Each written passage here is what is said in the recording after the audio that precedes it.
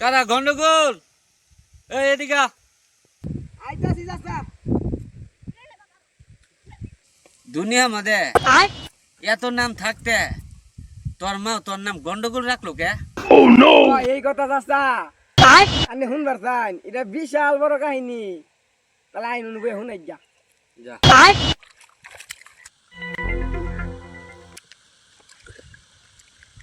আচ্ছা ক।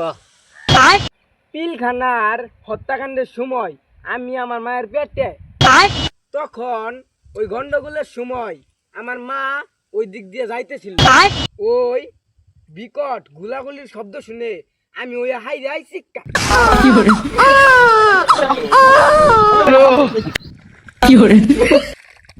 এই কারণেই আমার মা আমার নাম রাখছে গন্ডগোল।